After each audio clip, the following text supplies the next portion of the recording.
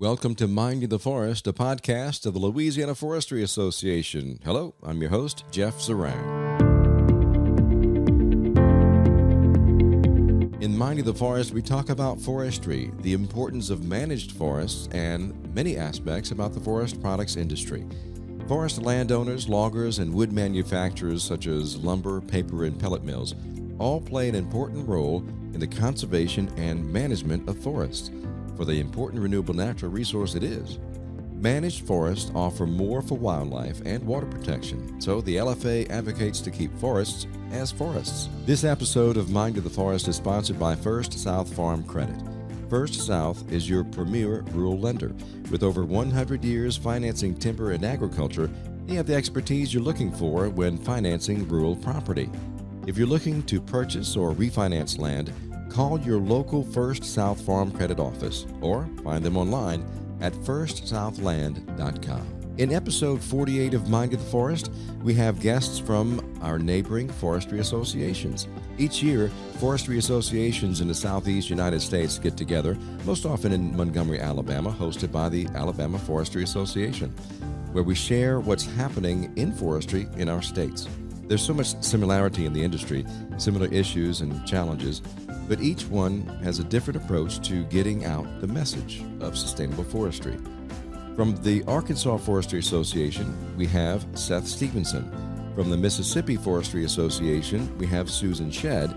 And from Alabama, with Forestry Works, under the umbrella of the Alabama Forestry Association, is Stephanie Fuller. They all join us for a conversation, and we hope you enjoy the program. All right, so we're back here in Alabama again for our Southern Forestry Association executives / communicator, now / educator meeting here. Yes. I'm with Jeff Zarang with Minding the Forest, and he's got us all set up here. So, Jeff, let's you and I introduce ourselves first, and then we'll get our guests because we want to get their background a little bit, if that's okay. Sure, very good. Very good. Jeff Zarang, as my audience knows, I am the media specialist for the Louisiana Forestry Association. I've been doing that for about 8 years, come from a newspaper background, and we just try with Minding the Forest to get the message out about sustainable forestry, what it really means, the benefits of it, and how our landowners in Louisiana with 15 million acres of forest land are doing their best to really keep clean air, clean water, and robust wildlife in the sportsman's paradise. And for Jeff's audience, my name is Seth Stephenson. I'm the communications coordinator with the Arkansas Forestry Association.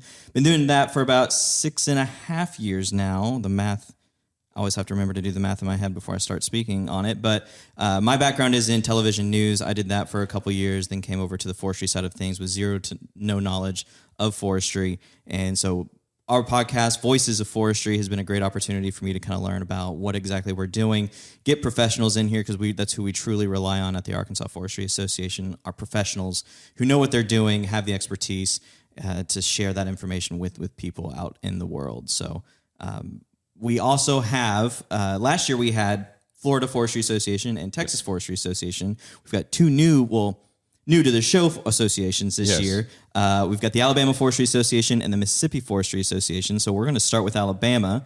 Stephanie, if you would like to introduce yourself and just kind of give us a little background on who you are. Absolutely. My name is Stephanie Fuller. I am the Director of Promotions and Economic Development for the Forest Workforce Training Institute, which is commonly known as Forestry Works. We are an organization that was started here in Alabama and have been operating since 2018. My background, I grew up in a fourth-generation logging family in East Alabama, and I went to an ag economics degree at Auburn University and did a lot of work in rural economic development, policy, and governmental affairs. And then right after college, ended up at Forestry Works and have been here ever since. So Stephanie, remind me, your dad was jazzed or not so jazzed that you didn't hop into the family business? He called me a traitor when I started school at the College of Agriculture. Shout out. So, yeah. There you go. Well, but you're still in the industry, really. Yep, ended up back in the industry. So, full circle. Everything ends up being full circle in life. But excited to get in a career path where I can directly support the industry that raised me and supported me throughout my life. Okay. Susan, would you care to introduce yourself and give us a little background? Sure, I'm glad to be here. My name is Susan Shedd. I am the Workforce Development Coordinator at Mississippi Forestry Association. I just began there. I started there July 1 of this year. I recently retired from the state of Mississippi with 26 years. So my career there in the state of Mississippi, I worked as a Mississippi State Extension agent for a little while. I was a 4-H youth agent and also a home economist for about 3 years. Then I went to the Mississippi Soil and Water Conservation Commission for about 13 years, and I was their education specialist. And from there, I did a short stint at the Mississippi Development Authority, where I was a finance person there, managing their grants that they had, their community grants. And then I went to the Department of Health and worked in manufactured foods as well as Bureau of Public Water. And then I actually spent my last 5 years of my state career at the Mississippi Department of Education. So I've been working there. I was working there for 5 years in the career and technical education side of things, CTE. So I'm very well versed in trades and that type of, getting students ready to go into a career. So you really weren't ready for retirement then, were you? Well, I was, but wasn't. So I really I wanted to retire in order to do other things. And, state government is quite challenging at times to work in. Yes. Imagine that. A lot of red tape. So I'm back to my love of conservation and all things. So. Well, and that's what I was going to say. I guess I missed this earlier when we kind of learned a little bit about you, is that you do have a background in conservation and natural resources. So that's great. Awesome. So you joined them just this year? I did, July 1. Oh, very And good. this is a new program for Mississippi to have a workforce development coordinator. So we're kind of molding it and developing it into something, talking to industry in Mississippi to try to figure out what that should look like for them to help them. Okay, great.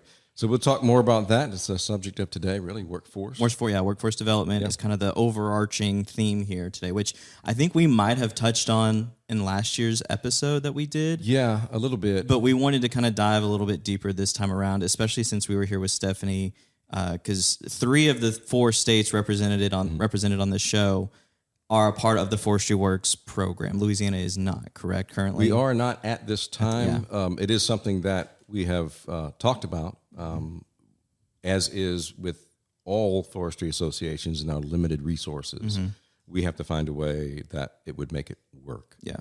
And right now in Louisiana, a lot of the job situation is handled through our community college and our 4-year universities.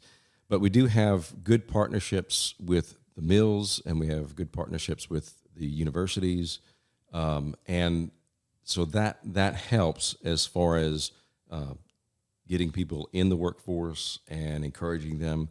We also work with the Louisiana Forestry Foundation, which is under our umbrella, and they provide scholarships, numerous scholarships, actually. There are 3 4-year universities in Louisiana: Southern University, Louisiana State University, and Louisiana Tech. All 3 have 4-year forestry programs. Southern focuses on urban forestry, and LSU has some research as well as for forestry and wildlife biologists and things of that nature, as does Louisiana Tech. And so Louisiana Tech probably has the biggest participation with our Forestry Foundation as far as scholarships and that is concerned. Since 1967, I think it is, the Forestry Foundation it's approaching $1.5 million awarding scholarships over that 50 years. We have been very blessed to have such a robust foundation that can handle that. And it even is to the point where education really is principally the mission statement of the foundation. So they will provide funds for research as well as scholarships for students. And in that, the foundation has funded studies for research at LSU and at Tech, and they have also provided help with some programming for its forestry students. And that's really The only key for a student to be awarded a scholarship is to be in a forestry program. We do have one, we have two, and one of them, unfortunately, is kind of teetering on whether it will survive. But SWELA has a forestry tech program, and the Huey P. Long campus of the Central Louisiana Technical and Community Colleges, they have a forestry tech program. Their campus is in Winfield. SWELA is in Lake Charles. Both areas have a lot of forestry going on in the region. The CLTCC program is probably a little more robust in having the number of students and the progress that being made in that program. The forestry tech at SWELA, unfortunately, has had some trouble. We're hoping that is going to survive budget cuts that Louisiana is often looking at. But we're going to see where that program falls. So hopefully that will survive. At this time, that's where Louisiana falls in providing the workforce for the future. This is a common kind of thing that a lot of forestry associations, and I'm sure other associations in various other types of industry are looking at, is workforce development. This is something that all of us are kind of focusing on in some shape, form, or fashion. And one thing that has really been a big benefit is the Forestry Works program that started, a couple years ago? Stephanie, is that when y'all started this? 2018. 2018? Okay, so 6 years ago. Yeah, 7 years ago. Can you just kind of talk, because you were one of the key people. You corrected me on that yesterday. You were not the architect, but you were one of the people that kind of helped build this program and made it what it is. And you guys are in 10 states now? 10 states, yeah. So can you just kind of explain what exactly is Forestry Works and how did it come to be? So Forestry Works was founded in 2018 here in Alabama by the Alabama Forestry Association and its membership. The membership here in Alabama, all sectors of the supply chain came together and identified the need for a forest industry supply chain focused workforce development effort. A lot of the times we will get grouped into general manufacturing or agriculture when it comes to looking at broader workforce development efforts. And forestry is just such a unique industry that we definitely believe that there could be some effort specifically for the roles that are, a saw filer. Where else are you going to find that type of career and, other types of general manufacturing? And so we wanted to be sure that we were supporting our industry in any way possible. And very shortly after we started the program in 2018 here in Alabama, we realized that there was an opportunity that these programs could positively affect all of the forestry states in the nation. We know that wood moves across state lines every day. Finished products moves across state lines every day. And so we want to make sure that our programs are positively affecting all of the states in which trees grow and forestry products exist every single day. And so we have had the opportunity in the past 6-7 years to expand into 10 states, working with 10 different state forestry associations, working with state and government partners such as forestry commissions, the U.S. Forest Service, and then also working with university and community college partners. University of Kentucky has been a great attribute to the program, North Carolina, so many great schools there as well. But our mission is to provide a pipeline of workers, professional, safe, and knowledgeable, skilled workers for the forest products industry for the short term and for the long term to come. We want to make sure that our programs are focusing very heavily on the long-term approach of what does the next generation of forestry professionals look like. We know that the work that we do today in the school systems with the kindergartners, the third graders, we're not going to see results on those efforts, for 18, 20 years. However, it is so important that those students understand not only sustainable forestry and natural resource conservation, which we have so many great partners who do great jobs at educating on those topics, but taking that education a step further and saying, you've learned about these really cool efforts to make sure our forests are healthy and clean. this is how you can become involved in those efforts and support that supply chain when you do get older. Because we firmly believe that a student can't be what they can't see. And so if they don't know what a logger is, if they don't know what a forester is, they might not want to be that one day. And so we want to gain that exposure for those younger students. And then definitely going into high school, making sure that we're following those students through the high school journey, helping create pathways for them after school into the workforce or into the community college, the 4-year programs. And then also making sure that we are recruiting adult age workers for those workforce shortages that we're seeing right now in the short term. We want to make sure that we can recruit those people into those jobs and we can retain those people in those roles as well, because that just creates a safer and more productive environment for the entire industry. So our 3 pillars of work focus very heavily on career education, K through 12, career promotion for adult age workers, and then training also if needed. Our main goal with our training components is to work very closely with the partners, just like you were mentioning, in the community college system, in other programs that already exist. However, if needed, we will create training programs where there is a need.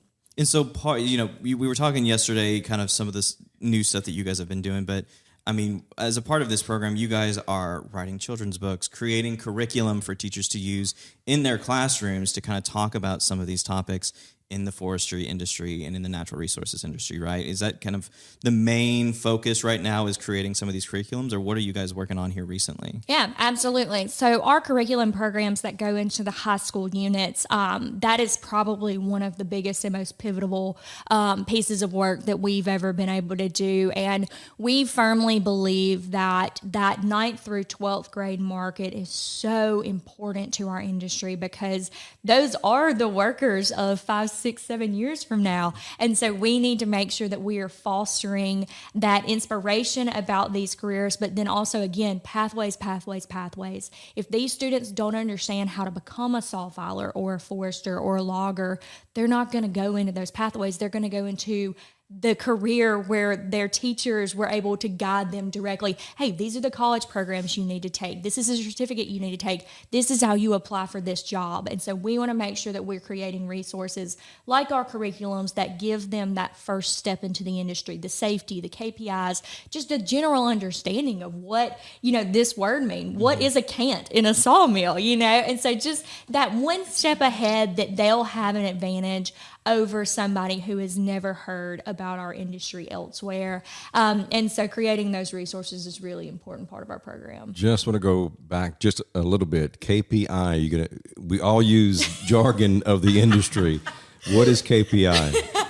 So a KPI essentially are the standards in which the sawmill needs to operate to certain operating standards. Okay. So it is essentially, how many board feet you want to be operating per minute. And so it's just kind of those standards of where the sawmills operate, or any type of industry manufacturing is operating. Okay. Now, is this primarily with agricultural students in high schools like the FFA or 4-H? So the easiest route into the high schools for an industry like ours would be through FFA, 4-H, those VOAG teachers. They're primarily the easiest market to get into because they can understand the relation of forestry as it relates to agriculture.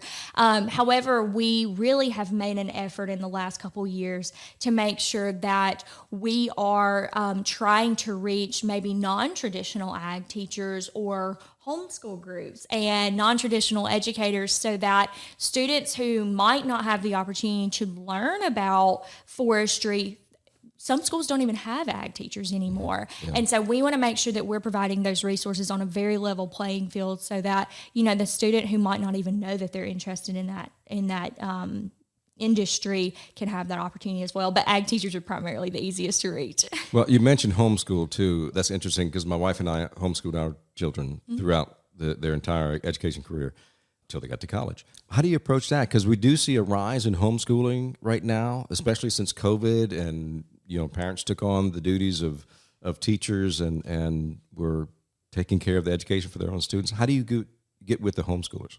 So we have been very lucky to be able to build contacts with the homeschool cohorts. And so by reaching those cohorts and those groups of homeschool parents and students that get together regularly, we can provide them with a mass amount of resources that they can then distribute into the home. We try to make sure that as many of our resources as possible are delivered online so that these students can do it at their own pace, just like a normal homeschooling curriculum might look. And so we intentionally get very involved with homeschool cohorts and making sure that we're delivering those resources to those students. The parents or the cohort sponsors, facilitators are more than welcome to come and be trained through our teacher trainings to learn to teach the curriculum. And then we will still be able to test and certify those students just like a traditional school student. Awesome. So one of the big things in Arkansas that we use from an education standpoint is Project Learning Tree, or PLT, to use the acronym that Forestry loves to use so much.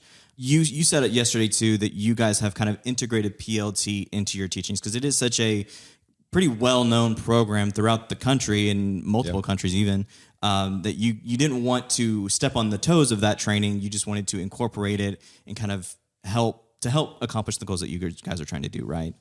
Absolutely, yes. So we have, again, intentionally wanted to reach out and partner with PLT, Project Learning Tree, in any way possible.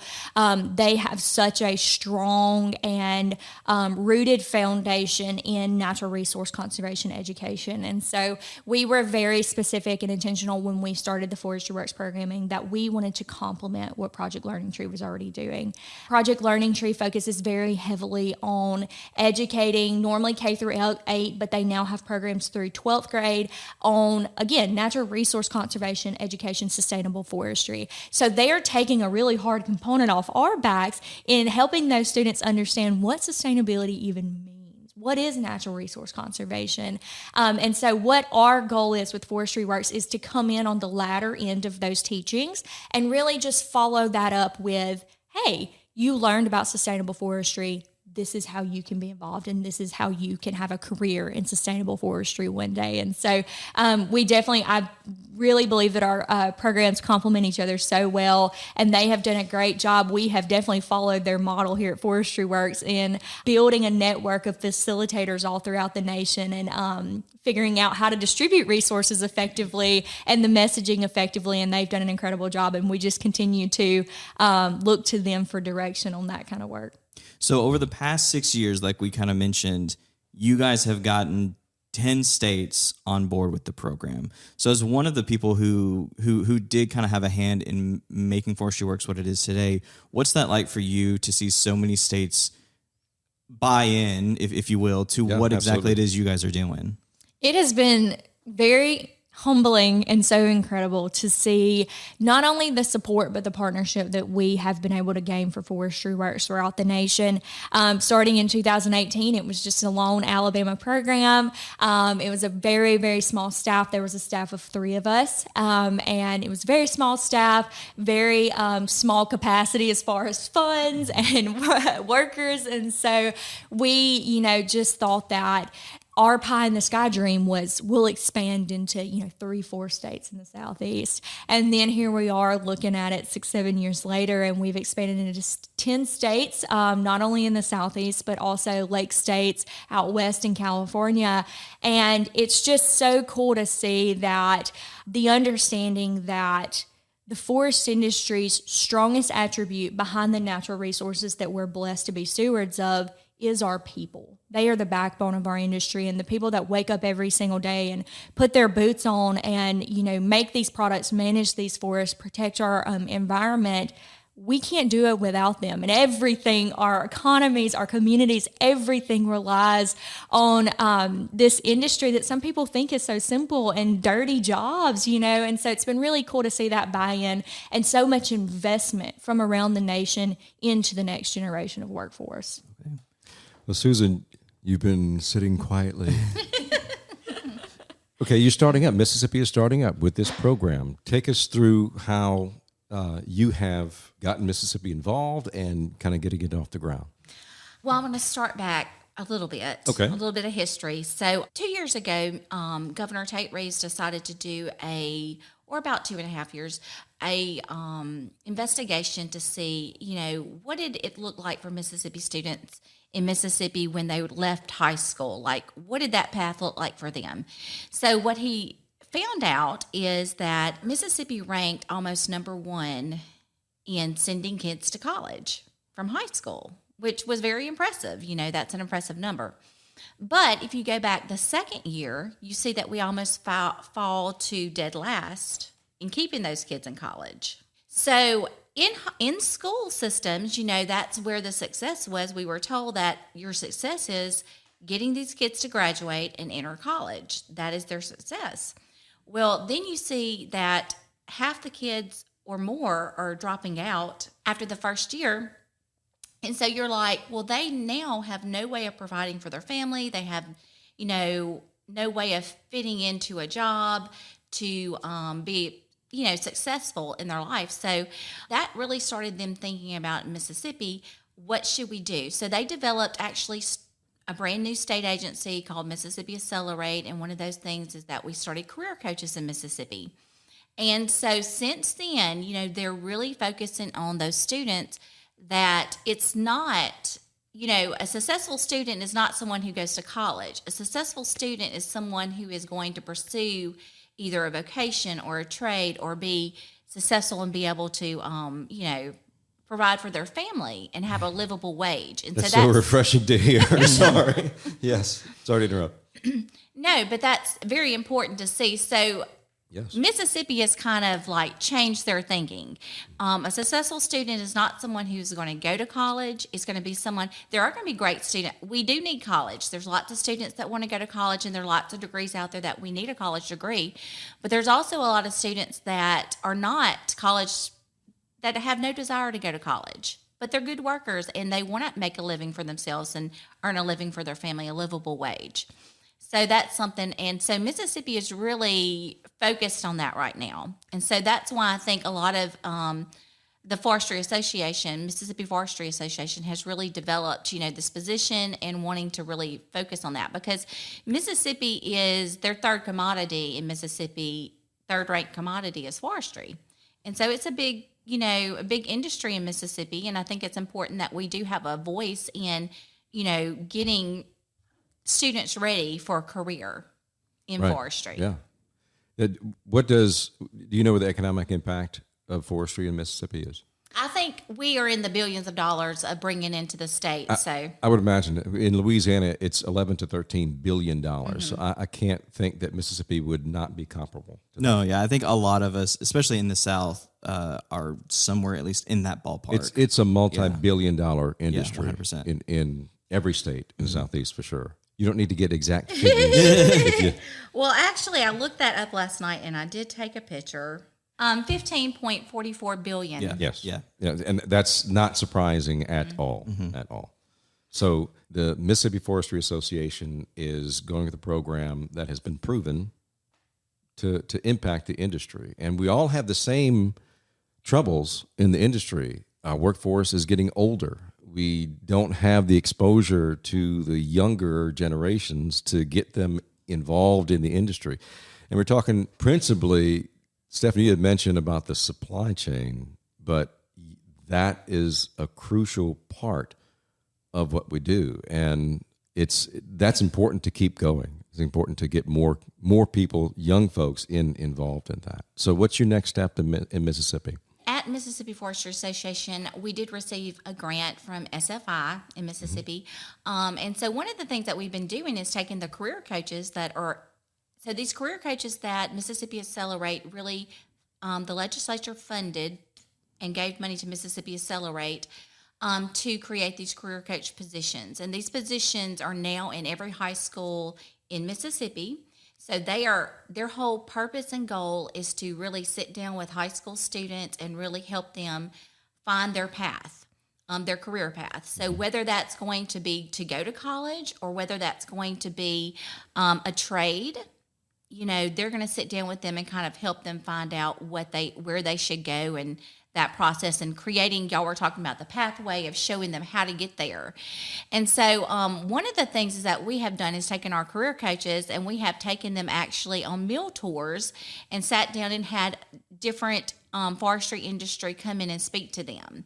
And so that's been something interesting. And so we have also given them the Forestry Works career cards and the information from Forestry Works, since we're part of the Forestry Works. And we've had nothing but just, oh my gosh, this is so great. We love this. And so it really opened their eyes. They said, we didn't realize what type of industry is here, and that, and what kind of wages that they can earn. And that, even in a logging, we go to a logging site usually, and they see these people that are operating on these, big machines. Well, they didn't realize, they have air conditioning now on these big machines and heat, and they can listen to the radio. It's no longer just, you're working, in the elements all the time. Right. So they started to pull away with it, with a different idea of what forestry looks like now in the 21st century. The technical changes that have happened over the last couple of decades, especially, and I was reading somewhere about students who are becoming doctors. They're finding their robotic surgery is beneficial if they've played video games. The same thing applies for the logging equipment as well. If you look in there, you got joysticks and lots of other technical and electrical equipment in there. It's not like the old levers of the old days. And what amazes me is these guys, when those great big machines, have such finesse to do their job. It is fascinating. And when I imagine the coaching career, the career coaches rather, it's not surprising to hear that they don't understand about the logging industry or the forestry industry as well. And I think it's important to talk to them and let them know, and to actually take them to a site and let them see what it's all about. Because then when they're talking to a student and they know the student loves that, maybe they like to work outside, maybe they're outdoors kind of person, and that's something they don't want to sit behind a desk the rest of their life, and they don't want to be inside the rest of their life. Well, this is a really possibility for them to earn a livable wage to take care of a family, that they can live on, and provide for themselves and their families. So I think it's important for them to see that. I think that's a big crucial part, if you don't mind here, Jeff. No, go ahead. Because, again, I came from a background, zero forestry knowledge. I grew up in a rural Arkansas town, never heard a lick about any kind of forestry. But when I got into this position and going out to logging jobs or going out to the mills and just seeing what exactly is going on in there and what it takes to create some of the forest products that we use every single day that's a big deal. Going out and seeing this stuff. It's one thing to watch a video or show the kids a video or read about it in a book. Right. But to actually go out on the site and see like, oh, no, these guys are doing X, Y, and Z. They're having to, they have all these different types of training behind it. That's a big part of communicating that back to the students. So I think you guys taking the effort to take these career coaches out and physically show them this is what's happening, heck, in your backyard, So I think that's a big part of what we're trying to do. That's fascinating to me because and I know all of you have the teacher tours where you bring the teachers through PLT program, and in Louisiana, they get tours of the mills, they get tours of logging sites, and it's all incorporated in that. So it's as though we introduce them for the younger ages especially, but we don't have that crossover, which it seems like Forestry Works does for the other areas. Seth, you in Arkansas, y'all are starting it up now? So we've been a part of Forestry Works for a hot minute now, right, Stephanie? 2021. Yeah. So we were one of the first handful of people to really get involved with it. And Rob Beadel, our director of forestry education with our education foundation, is really the driving force behind that. We of course, as everyone else did, heard a need from our members, our bigger members, to figure out what's going on with workforce development. So we hopped on board with Forestry Works and Stephanie and her crew and really went to town. We did Be Pro, Be Proud, which is in a lot of states now. We did an episode on that. I won't go into too much detail, but we did an episode on that. If people are curious, they can go back and listen to that episode. But we've hopped on with Be Pro, Be Proud. Rob has also been very good. He's partnered with the Arkansas Environmental Education Association, AEEA, to put on Green Careers Expos. for the last 3 years now. And this is a program that's designed to kind of move around the state to different schools, to tackle different areas of the state and get different students every year to introduce them to green careers that are a potential job opportunity for them after high school, or, something to pursue once they get into college. So that has been very good. Like I said, it's designed to move around the state, and that way we never hit the same student 2 times in 1 year. We kind of introduce stuff to them. They can, go cycle out through graduation or whatever, and then the next time we come around, we have a fresh new group of students to kind of introduce these ideas to. So those have been kind of the big career workforce development things that we've been doing in Arkansas, along with the stuff with Forestry Works, and we've been really pushing folks to kind of look into that information and, heck, just even put their job openings on that website, because it's such an easy, free thing to do. We just got to tell them, hey, go here, and, let them take care of it for you.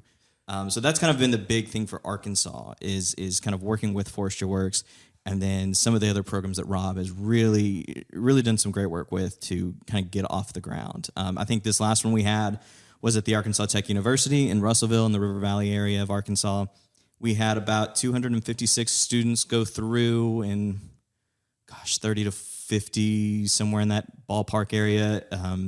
Different exhibitors. That's essentially what they are, as exhibitors, but kind of showcasing what they do on a daily basis, and the opportunities for students like them after high school or graduation from college. So it's been really good. Rob's been doing a lot of good stuff, and we're gonna, as far as I'm concerned, we're gonna keep that going. I think this is gonna be something that's never gonna truly go away. Workforce development. Hopefully not. No, yeah. So we're going to keep hitting the pavement and working with Stephanie and some of the other states just to kind of see what's working, what we can be doing better in Arkansas to get the students this education that they need. So you used an interesting term that certainly applies in our industry, but you don't hear it necessarily related to our industry, is green jobs. And it is. I mean, we're talking about conservation. We're talking about natural resources that are renewable, that we will have with them. And you talk about your, when you were growing up, small town, didn't know about forestry. I grew up in South Louisiana, where there is no forestry. Yeah. Well, I take it back. There's some light forestry, there's selective harvest with cypress trees, but it's few and far between to you just don't see it. And I remember an experience in college where somebody was complaining, oh man, they're harvesting, they're cutting all the trees down. So what do you think about that? I said, well, if you got mills in the area, I find it hard to believe that they would use up their entire resource and have nothing to produce anymore. So it seemed like they would have a way to keep it going. And that leads me to, I'll let you off with this one, Susan. You said SFI, and just for the folks who don't know, SFI is Sustainable Forestry Initiative. Their website is forest.org. But tell us a little bit about SFI and how it fits into your program with that grant. That was kind of before my time. So they did write that grant prior to me getting there. But basically the grant that they had wrote or given them money for was only for workforce development and for these career coach tours. So they actually are paying for our buses for the teachers to go, because we usually meet at one location, because logging sites, are not conducive to like 20 or 30 cars to be parked there. So, and they're usually off-road. So we do usually rent buses. We have a maximum of 20 career coaches that we can usually take to a tour. And we've had more want to come. So we're just getting started. And the career coaches actually have I guess they report to a certain person at the Planning Development District in Mississippi. There's several around the state. But their person came to me and said, this is wonderful. I have more career coaches that are in this side of the state. I would love y'all to host one there. And so we're planning to do one there in the spring.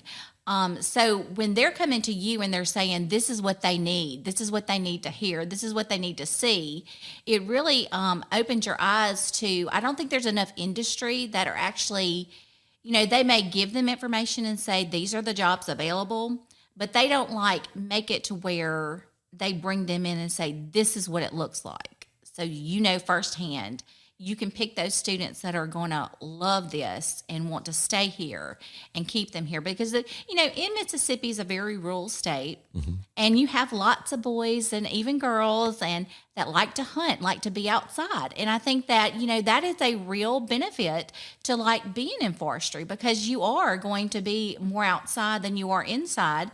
And I think that for those kids or students that want to do that, then I think it's a perfect fit for them. Well, as in addition to that, though, especially if they're hunters, they really care about the woods. It's not just going in and harvesting everything you see. They care about what they're doing out there. And I think that's a big misconception with a lot of folks, that they just come out and start cutting trees willy-nilly. And it's not. It's very well planned.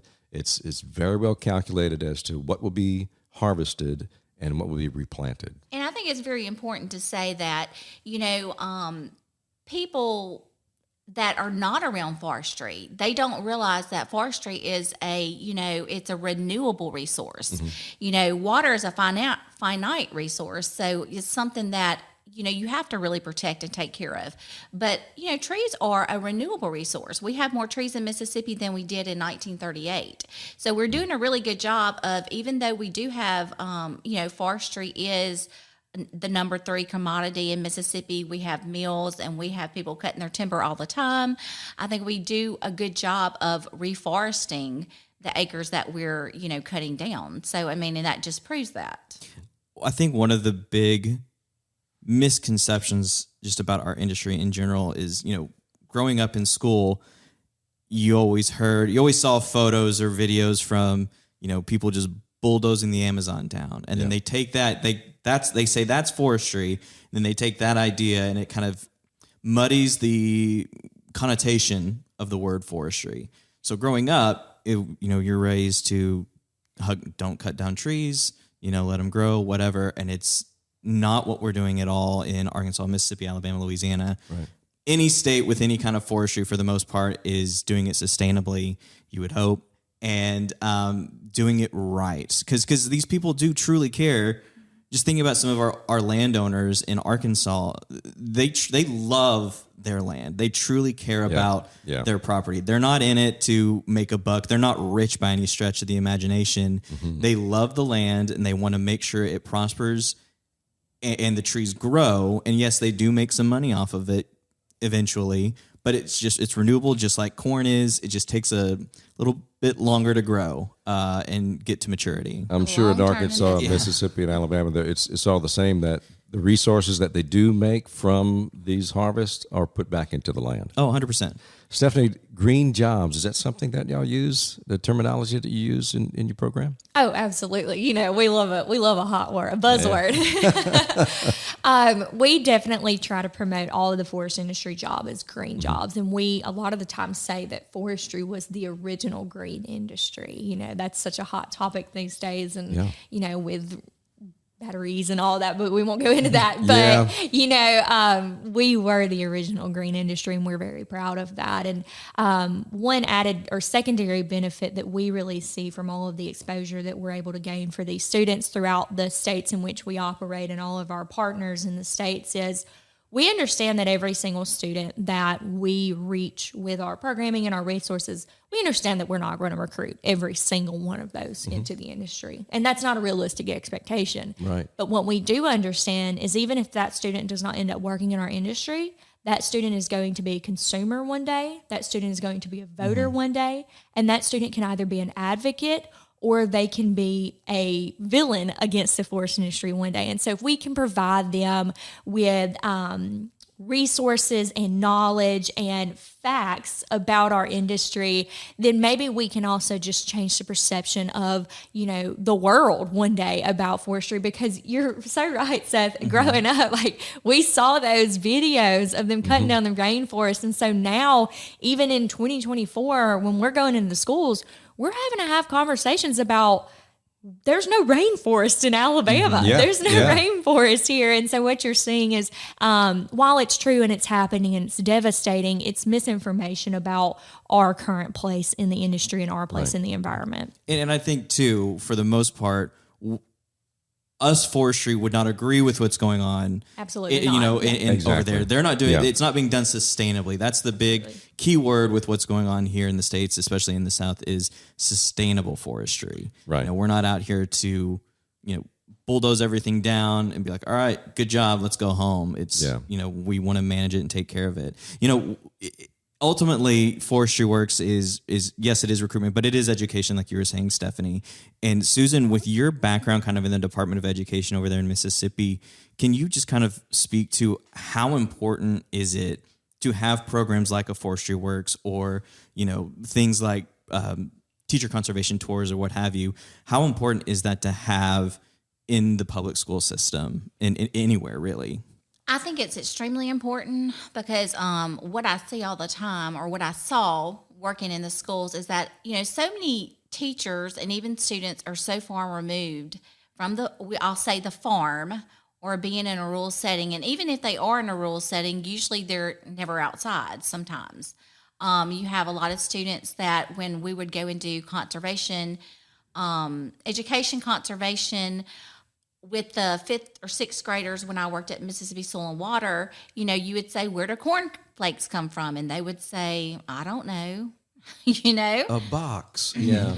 Where does brown milk come from? A brown cow. It was like, Yeah. we're like, no. Yeah. So, you would have those talks, but you realize real fast that even, this generation has been so removed from the farm per se, that they really do not know how conservation or natural resources, how that works really. And they just know they go to the grocery store and they pick it up and there it is. They really don't even know that, like, when you talk about forestry, how many products benefit, forestry products that benefit from the trees that we cut down, and they don't realize when you cut that tree down, pretty much every part of it is going to be utilized for something, whether it's the product, whether it's going to be wood for your home. It's just not that anymore. So I don't think they realize how big the industry is and what that involves. So talking to students, talking to teachers is very important because you're increasing their knowledge. And I think, like she said, if you don't let them know, they don't know what they don't know. Mm-hmm. So it's important for you to tell them and to give them that education. And since we have that, we have to be willing to share that with them and go into school systems and do that. But working with Mississippi Department of Education, until I got there, I really did not have I didn't think either or. I thought you graduate high school, you go to college. Mm-hmm. And a lot of kids that didn't go to college, well, it's just because they didn't, they just didn't have the grades to go, or, maybe they just didn't want to go to school.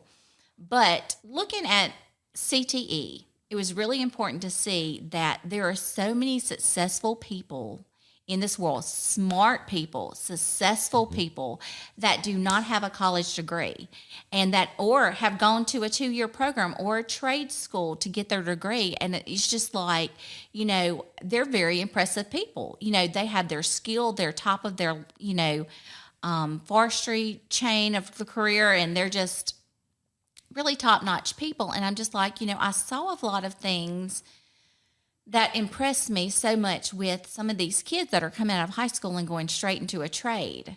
They're very mature. They know what they want to do. And instead of gaining debt, they get out of college and they're having a career and making money straight away, and they don't have to pay off any debt. It's really smart. Mm-hmm. And so I think that you have to look at all that. But the education side of things showed me that there's another path. That when you graduate, you can have a pathway to success to feed your family, to have a livable wage without having to go to college. And so, we grew up in an era of where it was college. Right. You have to have a college degree. And I'm not taking away from that, because some degrees, they do need that. But I think that it's very important to think that students can be successful without having that college degree, to go to a trade school or either go to a 2-year degree into welding, into truck driving, mm-hmm. into big equipment, those type of things. Maybe it's going to be big engines, those type of things, but something that they can gain a trade with. And I think that opened my eyes to that, because I was a person before I went to the Department of Education that I thought really, your best bet was to go to college. But it really opened my eyes to like the careers that are there without a college degree. And and then when I topped over to forestry, it really opened my eyes to like how big this industry is. Stephanie, kind of building off of what Susan said, again, yes, growing up, it was college there was no other option besides college for me. Yeah, right. And that was just kind of what my parents fell into. It's what schools fell into. But are you guys seeing or hearing from even other states that kind of focus has been shifted to, well, college obviously isn't for everybody. There are technical trades for students. Are you guys seeing that push or hearing that from other states in coming out of schools?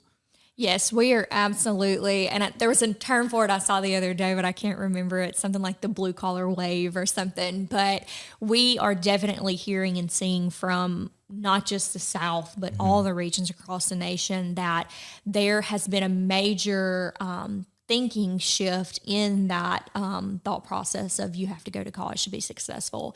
And I think a really big part of that is once there was a couple of generations that were kind of pushed into that, 4-year college university pathway, the economy and the community started realizing, we need a plumber. We need a bricklayer. We need these people to do these trades, and we're not encouraging any students. As a matter of fact, we are discouraging students from going in those careers because we're calling them dirty jobs. We're acting like being blue collar and being dirty is a bad thing, while we believe very strongly in forestry that that's a badge of honor. I've never been more proud of anyone in my life than my father, who would come home every day and just filthy from head to toe. That was a badge of honor growing up. And so we are definitely seeing that shift, and not just with teachers and educators, but also with the students as well, because I think for them, they are looking at their older siblings, their parents, their aunts, their uncles, their cousins who have, like Susan said, hundreds of thousands of dollars in debt. And those interest rates are not getting any lower on those student loans. And I think that shift is also coming in. Everything is more expensive these days. College is getting more expensive, and there are alternative methods where you can get out of school, you can get out of technical college with a certificate, making $70,000, $80,000, $90,000 as a 19-year-old. And I think that's very attractive to a generation of students that's growing up in kind of a weird point in our society as a whole, in the nation. It's a very pivotal point. But I think we're headed in a really good direction. Okay. Are you still fighting that mentality of, that's nice what you're doing, but shouldn't they go to college? If you have the aptitude for college, shouldn't you push that child to go to college?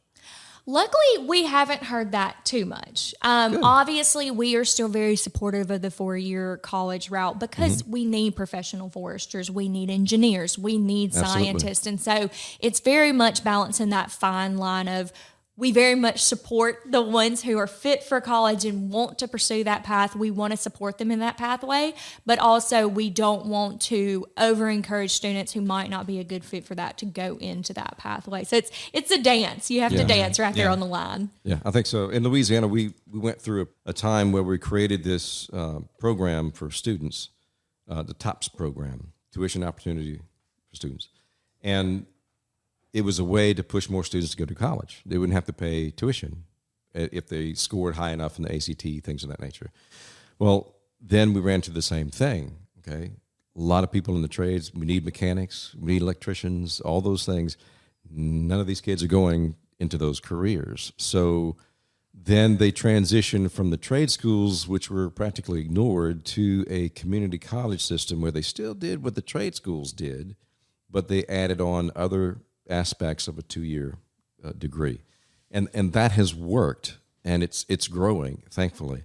And you still have the opportunity to have the student come in and take 2 years and say, well, okay, yeah, I do want to go. Like the Forestry Tech program that the community college in Winfield has.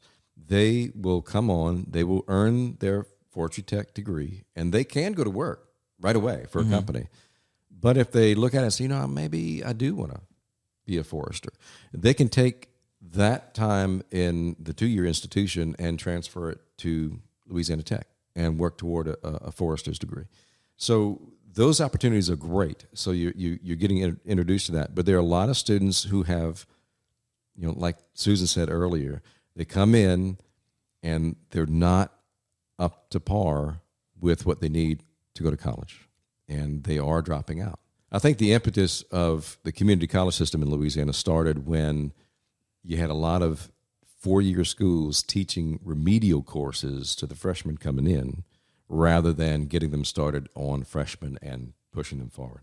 So, lots of those things have changed, and I'm really excited about the Forestry Works program. Mm-hmm. Thank you. And I'm hoping that one day it comes to Louisiana. But Me too. I'm excited. We'll see. Well, and We'll that see. kind of brings us, we're closing out. It seems Yes. like we're getting close to the end here. But one thing I do want to kind of talk to both of you about, we'll start with you, Stephanie, is, what do you want the future to look like for Forestry Works? What are some of the things that maybe you guys have in the works that you can talk about, but what do you hope to see happen with this program here in the next 4 or 5, however many years?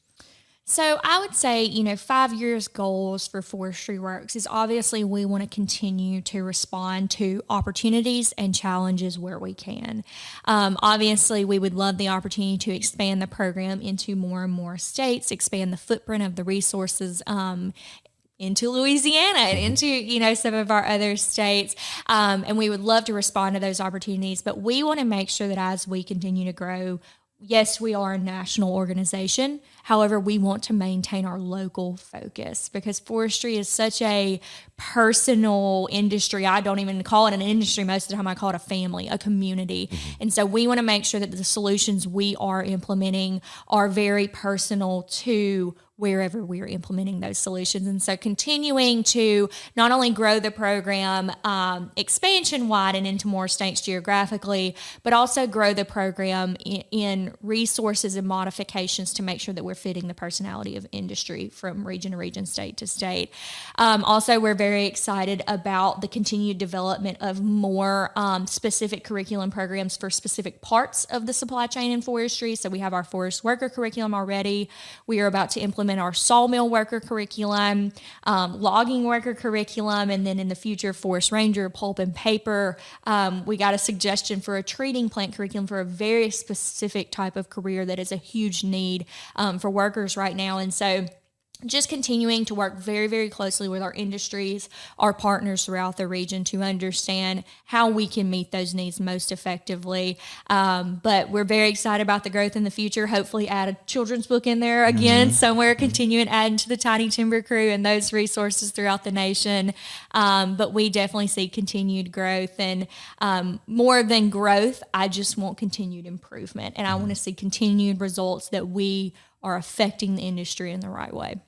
All right, Susan, what you're new to this position, relatively new, so I know you've got probably a lot that you want to accomplish, but what are some of the things that you're wanting to kind of do over with the Mississippi Forestry Association over the next 4 or 5, however many years? Well, currently, so we are a partner of Forestry Works, and they have a job board. So we haven't mentioned that job board here yet. So I just want to say that you can go to Forestry Works. You want to give that? Yeah, what's your website? URL for Forestry Works? Yeah. We're spot on with it. It's www.forestryworks.com. Okay. And so you can go there and go to a Forestry Works board. That's one thing that in Mississippi, we have some industry that are utilizing that board and some industries that are not, like some businesses and companies. So that's one thing I'd like to see all of our industries to get on board with that, utilize that job board so it can be a one-stop shop, especially for people looking for a forestry job. And so currently we do have some that are utilizing that, but not everyone. So that's one of my goals is to get everybody on that job board.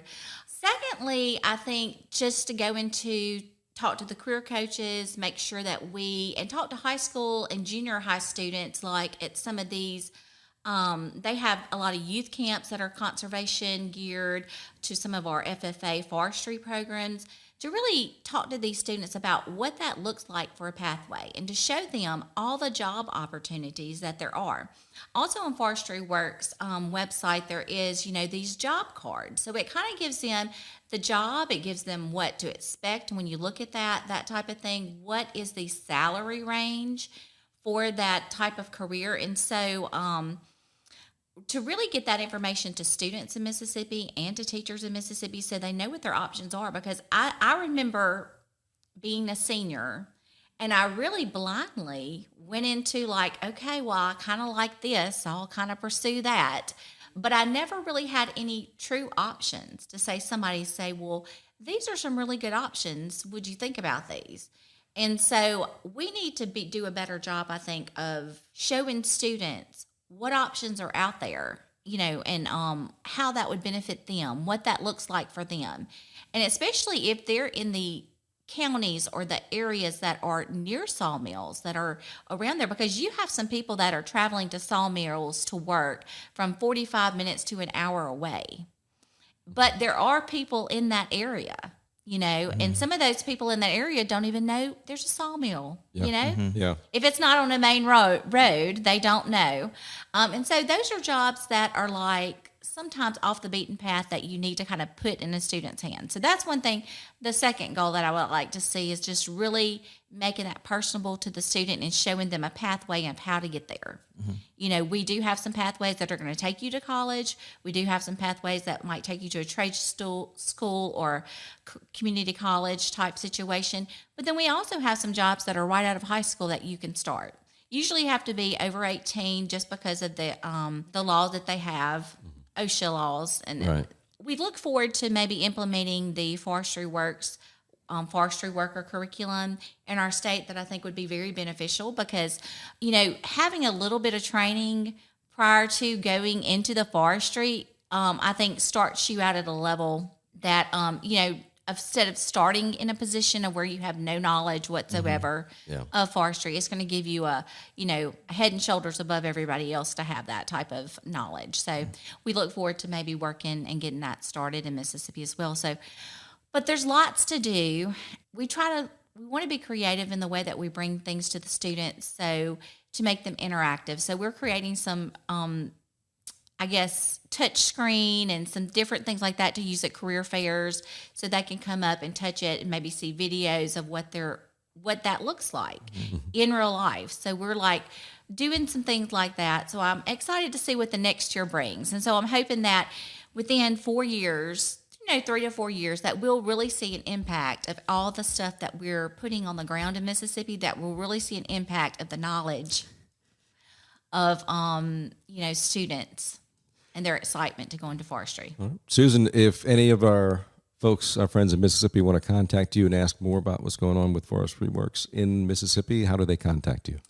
They can contact me at 601-941-5591, or they can send me an email at sshedd@msforestry.net. Stephanie, same thing. If they want to contact you and find out more about Forestry Works, how do they do it? Absolutely. My email address is sfuller, Fuller, at forestryworks.com. Okay. Seth? Yes. Your contact information. Yeah, so you can find more information about the Arkansas Forestry Association and kind of a little bit more about what we're doing, or what specifically Rob is doing when it comes to workforce development at arkforest.org. That's ARKFORESTS.org. And if you want to reach out to me, you most certainly can. My email address is sstephenson at arkforest, ARKFORESTS.org. That last S is important. That's what everyone usually forgets. So, and Jeff, yeah, same for you. What, if you were curious about what's going on in Louisiana. And if you're curious about Louisiana, you can contact me in my email. It's jzerang, JZERINGUE @laforestry.com. It's just like the pie topping, only with a Z. And be happy to help in any way that we can. Mm-hmm. Guys, I thank you very much for joining us in this episode. Yes. This has been really good. Mm-hmm. I think we're going to have got a good response from folks. Yeah, and for Voices of Forestry, Forestry Works has been a topic we wanted to touch on. So thank you, Stephanie, for while we're here hopping in on this, and thank you, Susan. This kind of got dropped in your lap. Yeah. From your counterpart, Lauren, who she suggested, by the way, the workforce development topic when we were talking about doing a podcast episode. So she kind of, I think, slyly maneuvered her way out of it. But we thank you both for joining us and humoring us through this episode today. Exactly. So thank you. Hey, thanks for having us. I appreciate it. Any opportunity to promote Forestry Works. So I appreciate it. Yes, thank you. Seth Stephenson for Voices of Forestry. Yes. Jeff Zerang for Minding the Forest. We thank you so much. Thank you. Thank you for listening to Minding the Forest, a podcast of Louisiana Forestry Association. This episode was sponsored by First South Farm Credit. First South is your premier rural lender. With over 100 years financing timber and agriculture, they have the expertise you're looking for when financing rural property. If you're looking to purchase or refinance land, call your local First South Farm Credit Office or find them online at firstsouthland.com. If you'd like to learn more about sustainable forestry, the LFA and its programs, and how you can be part of an organization that supports landowners, loggers, and the forest products industry in Louisiana, check out our website at laforestry.com. You can send comments or suggestions to me by email at jzerang@laforestry.com. That's JZERINGUE at laforestry.com. You also can check out the show notes for our contact information as well as the contact information for our guests in this episode. You can subscribe to Mind of the Forest by clicking on the subscribe button on your favorite podcast app. Be sure to tap on the notification button as well, so that way you'll get a notification every time we drop a new episode each month. Thank you for doing that. We really do appreciate it. And remember, at the Louisiana Forestry Association, we're Mind of the Forest for you.